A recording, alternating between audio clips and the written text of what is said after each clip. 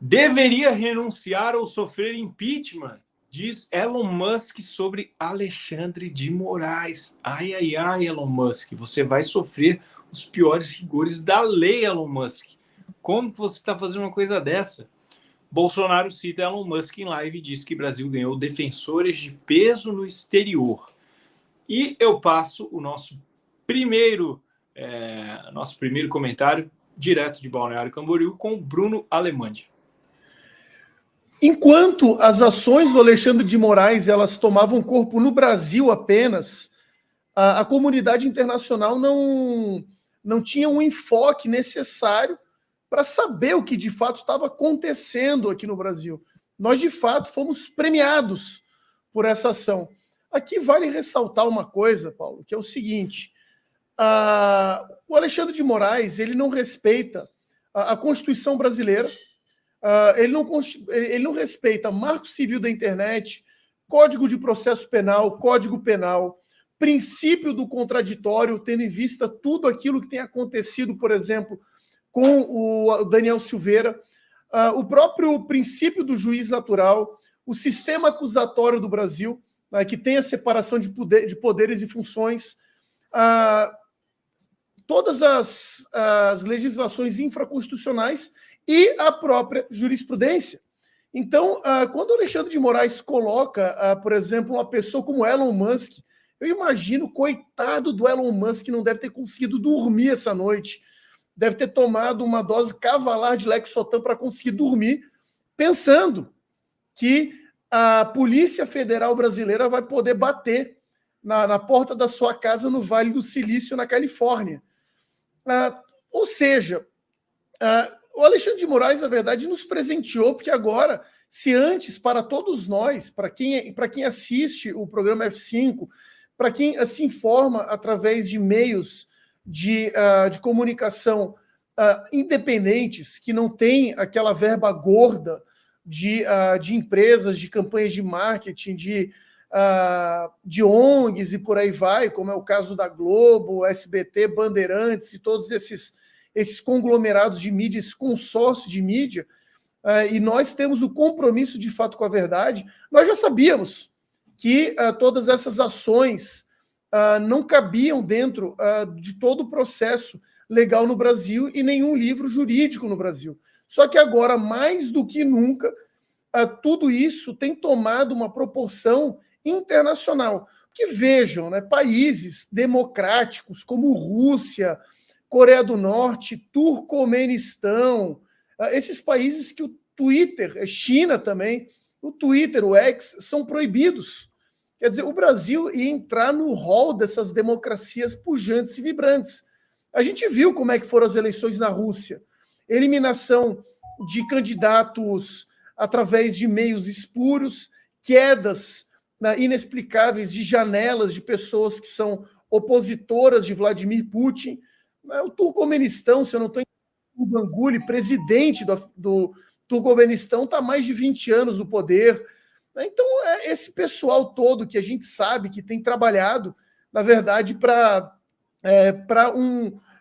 manutenção de uma única narrativa, para um único discurso de poder. Agora, aqui no Brasil, graças a Deus, nós temos observado, inclusive, ações parece que agora o nosso Congresso resolveu agir de uma forma um pouco mais enérgica, denunciando tudo isso. Eu chamo aqui a atenção, por exemplo, do pessoal como Marco Antônio Costa, que está buscando fazer uma representação que agora está ganhando corpo para mostrar isso em Bruxelas. Então, ou seja, bater de frente com um bilionário, um cara que tem um valor estimado em metade do PIB do Brasil, quer dizer, foi uma ação realmente errada, equívoca, né? Mas é claro, né, aqui a gente não está querendo fazer coro, porque, afinal de contas, quando um inimigo nosso, o inimigo da liberdade de expressão, está cometendo erros, como dizia Sun Tzu, a gente não pode simplesmente alertá-lo, deixe-o cometendo erros, né? Mas é interessante, né? Porque agora, né, com toda essa movimentação, a gente vê, né, que realmente, né, tirando o Twitter do Brasil, Alexandre de Moraes mostra uma face ditatorial, como eu muito falei aqui, semelhante a Putin, Gurbanguly, ao ursinho Puff lá da China, que eu esqueci o nome, Kim Jong-un, e por aí vai. Agora vamos ver, né, quais serão os desdobramentos nesse House of Cards em tempo real chamado Brasil. Obrigado pelo comentário, Bruno. Eu passo o próximo comentário para o Dr. Sepúlveda. Paulo, eu queria primeiro dar aqui fazer uma saudação ao Paulo Cogos aqui, e já aproveitar o que ele disse antes. É o seguinte: infelizmente, muitas vezes no debate público no Brasil se entra na torcida. Nossa, é o Musk contra o Alexandre de Moraes, etc. E as pessoas perdem a visão do quadro. Eu também, como o Paulo, não sou de divinizar personagens e, por exemplo, o Elon Musk. Não sou de falar dele como herói. Não. Eu também, como o Paulo, vejo o seguinte: nós todos, e eu acho que essa é uma das metas do F5, nós todos temos como visão primeira um Brasil cristão. Um Brasil que está sendo completamente dizimado por um totalitarismo de arbítrio, de incumprimento da lei. Eu ontem fiquei muito impressionado porque eu ouvi uma live do Rodrigo Saraiva Marinho, um grande amigo meu, que é um grande jurista, e ele estava mostrando, primeiro, como a decisão contra o Elon Musk é toda uma defesa que o Alexandre de Moraes tenta fazer de si mesmo, mas ele vai mencionando todos os inquéritos que ele foi abrindo de ofício, e ele criou uma rede de inquéritos que um está colado no outro, é uma penca de macacos, ou seja, uma penca de ilegalidades, uma em cima da outra, em que ele teceu uma rede para todo mundo poder ser apanhado pela máquina persecutória dele. E a serviço desses inquéritos, ele põe um aparato do Estado paralegal para perseguir pessoas. Bom, agora, o que eu vejo neste momento é o seguinte: o Elon Musk, aliás, o seguinte é ridículo, né? O sujeito é dono de uma das maiores redes sociais do mundo, onde presidentes, primeiros-ministros, gente da cultura, gente da religião, etc., escrevem, e é uma rede de referência, e o sujeito é colocado como miliciano digital num processo, num inquérito do Alexandre de Moraes. Isso é um delírio que já não sei onde é que pode chegar. Mas o que eu vejo é o seguinte: o que o Elon Musk fez, aqui, para mim, há uma ação até estruturada. Primeiro, nós temos o Mike Schellenberger fazendo a revelação dos files do Twitter, em que são expostas as maiores ilegalidades. O que é isso de um ministro supremo ligar ameaçando de prisão, sem processo, sem nada, se o sujeito não atender uma ordem legal dele de revelar dados protegidos pela privacidade, pela Constituição? Quer dizer, veja bem a loucura disso tudo. Bom, o que aconteceu? Essa gente não queria que isso passasse para fora das fronteiras do Brasil. E, a meu ver, a decisão de ontem de colocar o Elon Musk dentro desse inquérito foi uma reação completamente ensandecida, porque ele só deu mais visibilidade à loucura toda que nós estamos vivendo no Brasil e a tirania que nós estamos vivendo no Brasil, a tirania judiciária, que, segundo vários líderes, por exemplo, do Vox, da Espanha, eles, por exemplo, falam dessa tirania com duas cabeças, Alexandre de Moraes e Lula, o próprio do Chega em Portugal, Ventura, também fala, e outros líderes começam a falar dessa tirania com duas cabeças. Agora, o que vai... Imagina o seguinte: o Elon Musk tem advogados e os advogados vão precisar reagir a essa ação do Alexandre de Moraes. Eles vão descobrir que o inquérito é secreto, que os advogados não podem ter acesso, que eles só revelam uma parte do inquérito. Imagina os advogados de um lugar minimamente normal vendo isso. Isso só vai expandir a onda de repercussão que realmente no Brasil nós estamos numa tirania e numa ditadura. As pessoas, poucas eu acho que prestaram atenção. Ele não teve coragem de derrubar o Twitter. Ele não teve coragem de mandar apagar a conta do Elon Musk. Ele podia, né? Podia fazer uma ordem judicial, mandar apagar a conta dele aqui no Brasil. Quer dizer, a reação dele foi furibunda, mas de quem está enfraquecido. Você acha que, doutor Sepúlveda, você acha que foi uma medida inconsequente mesmo? Pegou de surpresa e ele... vou fazer... Porque realmente agora, até analisando essas palavras do senhor, né, ouvindo o seu comentário, realmente as consequências não são nada boas para ele nesse sentido, né? Por todos esses aspectos que o senhor levantou mesmo, né?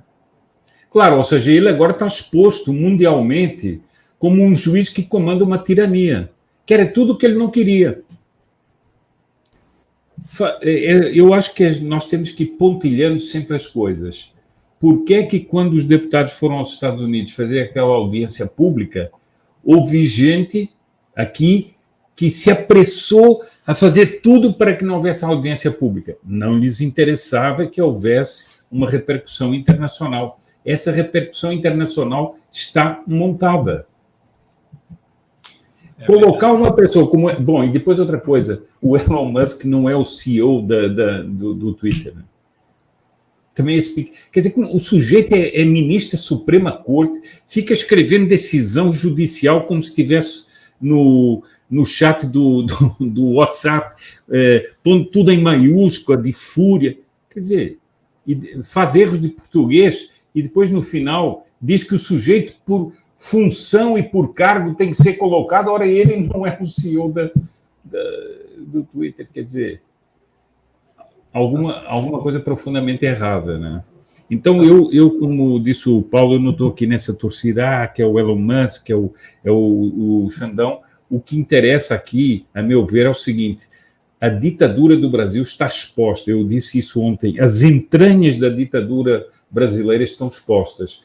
O Mike Schallenberg foi muito preciso na descrição que ele fez. Eu acho que nós não podemos esquecer a revelação dos documentos. E agora nós estamos esperando uma outra coisa. É que o Elon Musk disse que iria revelar todas as exigências ilegais feitas pelo Alexandre de Moraes. Isso o enfraquecerá muito. Obrigado, doutor Sepúlveda. Eu vou passar o comentário para o Paulo. Paulo Cogos, né? Você mencionou no início, né, que momentaneamente, né, o Elon Musk está sendo uma peça importante na atual conjuntura do Brasil. E como é que você vê tudo isso que está acontecendo? Porque eu, particularmente, né, apesar disso que você mencionou, ou até o doutor Sepúlveda falou também, eu ontem estava vibrando muito, né? Eu estava vendo as notícias ali, eu estava igual o final de Copa do Mundo. Eu escrevi isso até onde eu entrava, assim, eu estava vibrando muito porque acho que dá uma... assim, joga para o mundo, né? Coloca um holofote no Brasil para o mundo saber o que está acontecendo aqui, né, Cogos? Sim, é muito importante que o mundo entenda que o Brasil já vive uma ditadura comunista. Não é que ela vai ser uma ditadura comunista. Ela já é, mas como disse muito bem o doutor Sepúlveda, essas entranhas da ditadura comunista estão começando a serem escancaradas por um mecanismo informacional muito poderoso.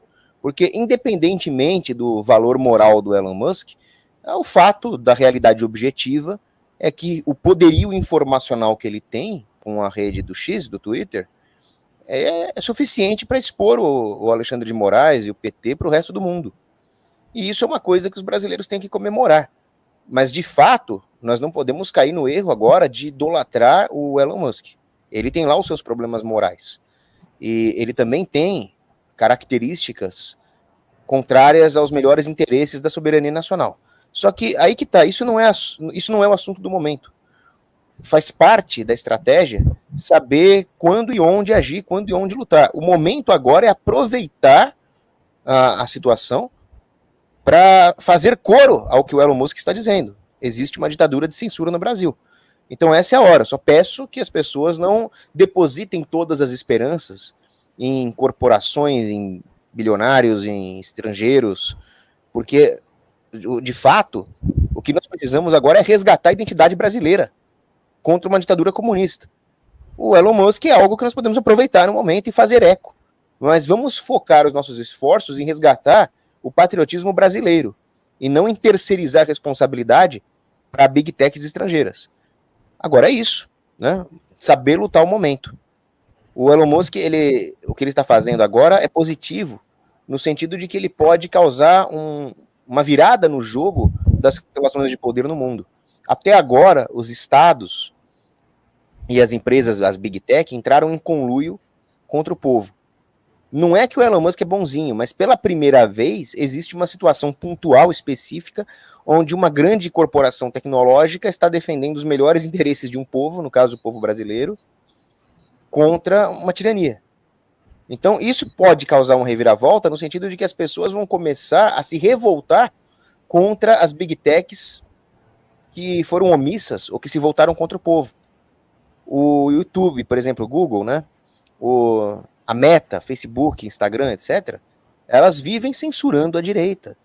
Elas vivem fazendo coro não aos gritos do povo, ao brado retumbante do povo, mas fazem coro às ordens vociferadas por tiranos. Então essa é uma diferença muito importante no comportamento das big techs que o povo tem que começar a perceber e migrar para as redes sociais que tem uma conduta mais idônea, né? Seria bom se o povo migrasse do Meta para o Twitter, por exemplo. Porque é uma questão moral, é uma questão de justiça moral.